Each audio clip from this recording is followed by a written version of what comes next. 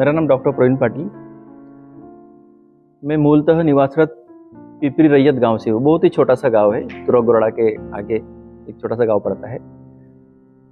और अभी वर्तमान में मेरी जो सेवाएं है सिरपुर गांव में देते आ रहा हूँ। पिछले 21-22 सालों से सिरपुर क्षेत्र में अपनी सेवाएं दे रहा हूँ। देखिए, सबसे पहले तो ग्रामीण क्षेत्र में सबसे बड़ी समस्या आती है कि बहुत ही गरीब वर्ग होता है। उस गरीब वर्ग में हमको अपनी सेवाएं देना है।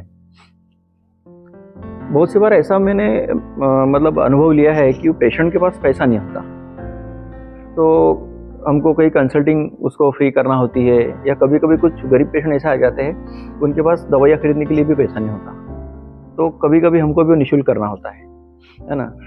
और विशेषकर ये एक सुविधा हमारी अतिरिक्त ये होती है कि हम रात को 2 बजे, सुबह 4 बजे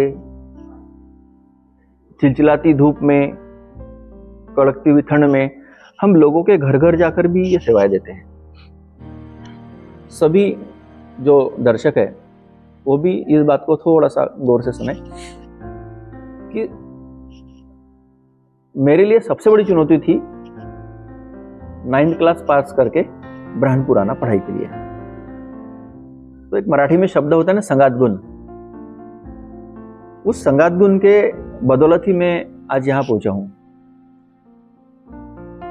मेरा एक दोस्त है नितेश महाजन, हम बचपन से साथ में पढ़े। नितेश महाजन ने कहा कि मैं ब्रह्मपुर जा रहा हूँ पढ़ाई के लिए।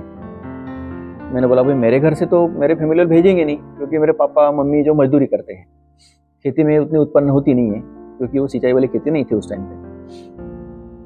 तो कहीं न कहीं नितेश महाजन ने ही मेरे मम्मी पापा को समझाया, हिम्मत दी।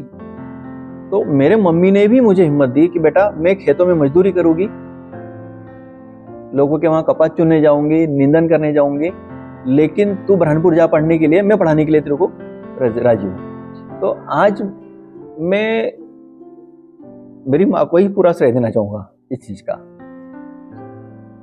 मतलब मैं बोलता हूँ ना, नसीब वाले होते हैं वो लोग जिनको ऐसी माँ मिलती है।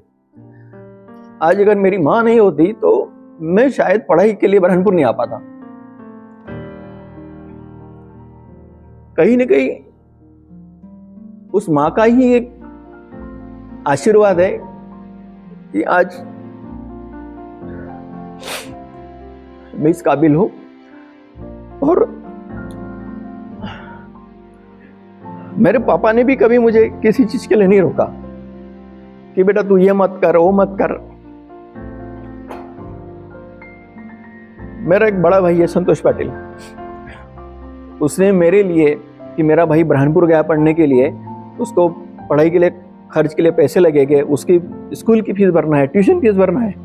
मेरे भाई ने मेरी फीस पे करने के लिए कुम्हारों के भट्टे के ऊपर कोयला फोड़ा है और मेरी स्कूल की फीस भरी है, ट्यूशन की फीस भरी है। तो मेरी जो इंटर फैमिली है उस फैमिली का आशीर्वाद रहा। और मेरी फैमिली अगर मुझे पुशअप नहीं करती तो मैं कुछ भी नहीं कर सकता था। आज भी मैं फिर वहीं केवल खेती किसानी में अटका पड़ा रहता, जैसे मेरे दूसरे दोस्त है नहीं कर पाए बेचारे। तो आज उस माँ का मैं कभी कर्जा नहीं बोलेंगे, उन्होंने उनका जो कर्तव्य किया, लेकिन मैं फिर भी उस चीज को बोलूंगी मैं उनका कभी कर्ज अदा नहीं कर पाऊंगा। बहुत अच्छा प्रोग्राम है, इसके माध्यम से न जाने कितने युवाओं को प्रेरणा मिलेगी। हो सकता है मेरे बातों का इतना इम्पैक्ट होता है नहीं होता है वो अगला विषय है, लेकिन हो सकता है कि मुझ जैसे और भी लोग यहाँ आएंगे, जुड़ेंगे, और उनके मार्फत से एक समाज में एक नई जागरूकता आएगी, आना चाहिए। मैं एक समाज का विषय निकला, इसलिए शॉर्टकट में एक बात करना चाहूंगा कि जब मेरी ऐसी स्थिति नहीं थी कि मैं पिपरी गांव से ब्रह्मपुर पढ़ने के लिए आऊं, तो कहीं ना कहीं छत की आवश्यकता तो होती है। भले ही किराए की लूं, लेकिन उतनी कैपेबिलिटी तो होना चाहिए। तो हमारे समाज का गुजर भवन बना है सर। उस दौर में मात्र 150 रुपये प्रति महीना उसका किराया होता था, वो भी मेरे माता पिता ने ही पे किया है। लेकिन हो सकता है उस दौर में अगर वो गुजर भवन की सुविधा नहीं मिलती, मुझे गुजर हॉस्टल की सुविधा नहीं मिलती, तो हो सकता है मुझे 500-700 रुपये भी प्रति महीना वहन करना पड़ता, जो कि आपके लिए बहुत बड़ा मुश्किल था। तो सर उस मुश्किल को आसान बनाने में मेरे गुर्जर समाज ने जो आज दायित्व निभाया है, मैं पूरे गुर्जर समाज का इस मन से बहुत बहुत धन्यवाद और आभारी हूँ।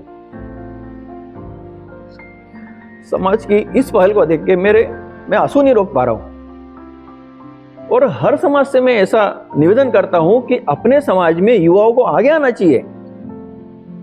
ऐसी कोई ना कोई पहल करो, आप हर समाज ने करना चाहिए, तभी हमारा समाज आगे बढ़ेगा, हमारा देश आगे बढ़ेगा। सभी युवाओं को मैं यही प्रेरणा देना चाहूँगा।